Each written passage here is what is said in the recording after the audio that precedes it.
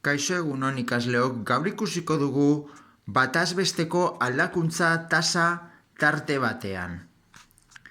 Bataz besteko aldakuntza tasak neurtzen du funtzio batek tarte batean zenbat handitzen edo gutxitzen den.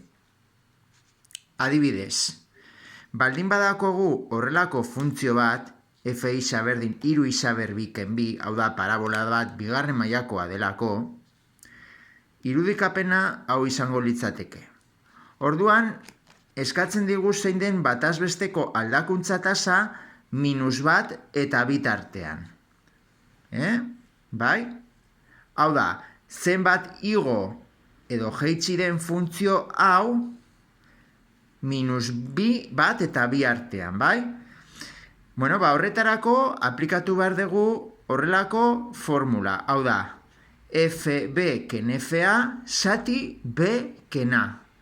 Hau da, kasu honetan, fb izango da fb, bai? Ken fa, da -1, beraz, ken f -1, zati b ken a. Hau da, tarte hauen arteko kenketa, muturren arteko kenketa. Bi ken bat. Kaso horretan, fb.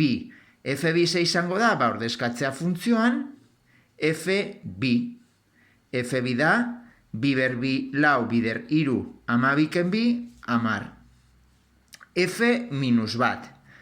Izaren ordez jarriko dugu -1, -1 ber 2 da bat, 2 der 3 da 3, ken 2, bat. Eta beian, bat ken bat. Hau da, 2 gehi bat. Egiten badugu zatiketa hau, 9 ken bat da 9, 10 ken bat da 9, eta 2 gehi bat da 3. Hau da, berdin, 3. Bai? Edo zuzen honen malda, ikusten dezute dela 3. 2 puntu horiek lotzen duen zuzenaren malda da 3. Bai? Beraz, zesan nahi du, funtzionek 2 tarte hauetan 3 unitate igo dela. Hau da, unitatero izaren unitatero 3 unitate igotzen dela.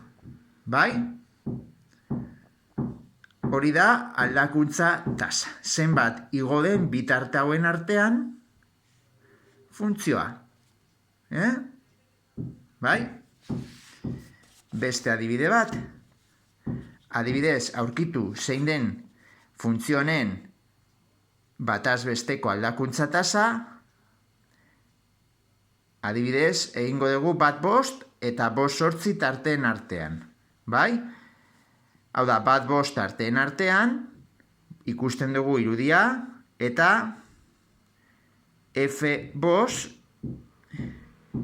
ikusten badezute f5, hau da, hemen, dira 9, hemen, 9, bai? Eta f8 da, ikusten badugu hemen, f8 da, kasu honetan, 3. Egingo genuke, kasu horretan, egingo genuke, f5 ken f1, zati 5 ken bat, barkatu, f1 da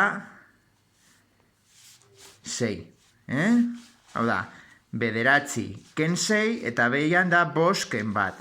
Tartea 5 ken bat. Orduan, izango genuke, 9 ken 6 da 3, eta 5 ken bat da 4. Hau da, 3 zati 4.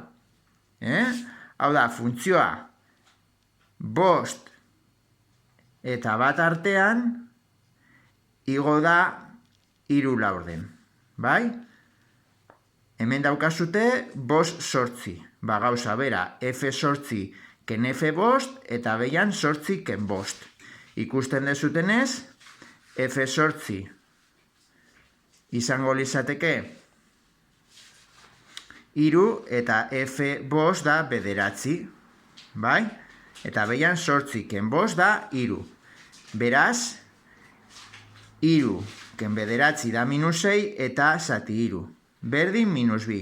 Hau da, funtzioa, 8 eta 5 artean, jetzi da bi unitate. Horregatik da minus bi.